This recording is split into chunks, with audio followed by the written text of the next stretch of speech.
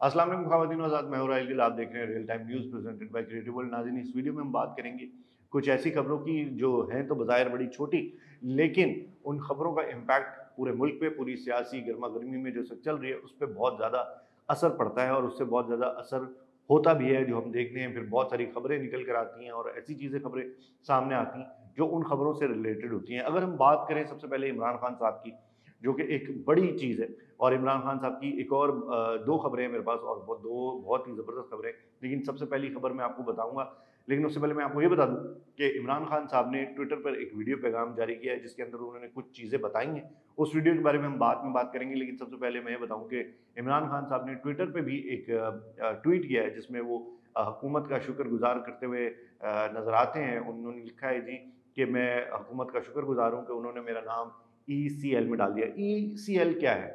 Exit control list, यानी कि पाकिस्तान से ये बाहर नहीं जा सकते अब, और अगर ये कहीं भी मुल्क में किसी भी एयरपोर्ट से बाहर जाने की कोशिश करेंगे तो इमिग्रेशन पे और एयरपोर्ट पे इनको रोक लिया जाएगा और इनको बाहर जाने की इजाज़त नहीं दी जाएगी। तो अब इमरान खान साहब के ऊपर जो है ईसीएल में इनका नाम डल चुका है और पाकिस्तान से बाहर जाने पे पाबंदी लग चुकी है। अब इनके ऊपर 150 केसेज़ हैं और उनको ये सारी इनको केसेज़ में अपनी जहाँ इनकी पेशी है, जिस अदालत में इनको पेश किया जाएगा, वहाँ इनको जाना पड़ेगा और इन तमाम केसेस का जो है वो सामना करना पड़ेगा। तो इन सारे केसेस का सामना करने के लिए उनको पाकिस्तान में रहने की ज़्यादा ज़रूरत है, क्योंकि बीच में हम कुछ खबरें सुन रहे थे, मुबैयन तौर पे ये भी सामने आ रहा था कि जी इमरान खान जो है मुल्क छोड़ने वाले हैं। तो ऐसा नहीं हो सकता अब, क्योंकि अब उनका नाम ही ईसीएल में, एग्जिट कंट्रोल लिस्ट में है, तो वो पाकिस्तान से बाहर कैसे जाएंगे। दूसरी बात मैं आपको बताऊं जी कि लाहौर हाई कोर्ट ने कहा है कि हम लोगों को मरने के लिए नहीं छोड़ सकते। यानी अब इन्होंने ये तंज़िया बात की है, या किस तरह से इन्होंने ये स्टेटमेंट दी है, इसके पीछे क्या है बात, लेकिन जो हमें समझ में आ रहा है, जो एनालाइज़ कर पाए हैं, वो यही है कि ये तंज़िया बात कर रहे हैं, क्योंकि अब बहुत सारे लोगों को गिरफ्तार किया जा रहा है, फिर उनको रिहा किया जा रहा है, फिर गिरफ्तार किया जा रहा है। तो उन्होंने तंज़न बात की है, एक तंज़िया बात की है कि जी लोगों को मरने के लिए नहीं छोड़ सकते, ऐसे नहीं छोड़ सकते। अगर किसी को गिरफ्तार किया है, उस पे कोई दफ़ा लगाई है या उसके ऊपर कोई केस है, तो उनको अदालत में पेश किया जाए ताकि उनके साथ इंसाफ किया जाए। आइन और कानून के मुताबिक जो कार्रवाई करनी है वो उस उन पे कार्रवाई हो, उसकी सुनवाई हो और उस केस का कोई फैसला निकले। क्योंकि अगर आप किसी को गिरफ्तार कर रहे हैं और कुछ बता भी नहीं रहे कि जी इनको गिरफ्तार किस वजह से किया गया है, या मैंने ये भी आपको बताया था एक वीडियो में कि एमपीओ के तहत गिरफ्तार कर लेते हैं। एमपीओ जो है वो अयूब खान साहब का, जनरल अयूब खान साहब का जो है वो बनाया हुआ कानून है, जिसके अंदर आप उनको गिरफ्तार करते हैं जिनसे आपको खतरा हो, माशरे को खतरा हो, या उस शख्स को गिरफ्तार कर लेते हैं एमपीओ के तहत जो लोगों को उकसा रहा हो, यानी कि गलत तरीके से उकसा रहा हो कि आप इस तरह से उल्टा-सीधा कर दो या जलाओ, गिराओ, तशद्दुद फैलाओ, जिससे माशरे को, पाकिस्तान को नुकसान हो, उस चीज़ को उकसाने के लिए एमपीओ के तहत उनको गिरफ्तार किया जा सकता है। तो लाहौर हाई कोर्ट ने तंज़िया बात की है कि हम लोगों को मरने के लिए नहीं छोड़ सकते। अगर गिरफ्तारी हुई है, एफआईआर कटी है, तो उनको अदालत में पेश किया जाए ताकि कार्रवाई आगे बढ़ाई जा सके।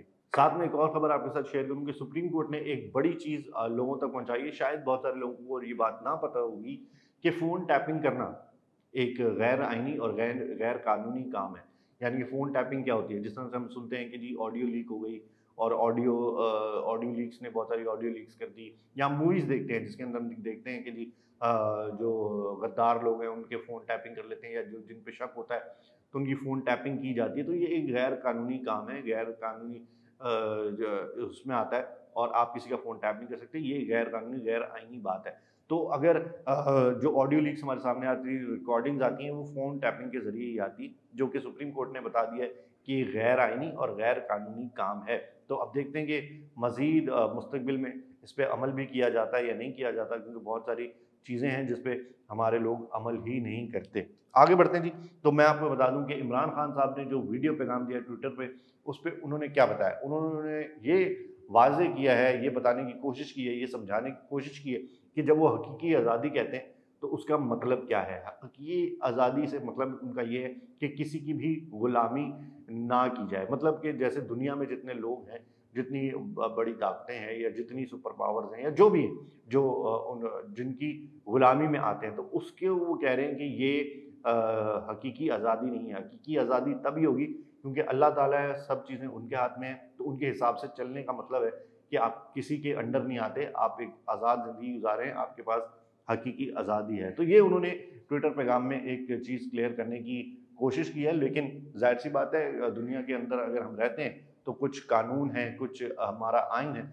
जिसको फॉलो करना भी हमारी जिम्मेदारी है। और ये कोई उसमें नहीं आती, गुलामी में नहीं आती। ये एक रूल्स बनाए हैं ताकि हमारी ज़िंदगी बेहतर हो, हमारे माशरे की ज़िंदगी बेहतर हो, लोगों की ज़िंदगी बेहतर हो और दुनिया के अंदर एक कानून हो जिसके मुताबिक सब चले ताकि क्राइम कम हो। ये भी इसी कानून इसीलिए ताकि लोग जो हैं वो कोई गलत काम ना करें, ताकि गलती की तरफ ना जाए या कोई गलत कदम ना उठाएं, कानून इसलिए। तो अगर ये इनका इशारा इस तरफ है कि आइन और जो कानून है उनकी गुलामी नहीं करनी या किसी और पावर की गुलामी नहीं करनी, तो मेरा ख्याल है कि ये उन्होंने अपना नज़रिया बताया कि वो हकीकी आज़ादी किसको कहते हैं।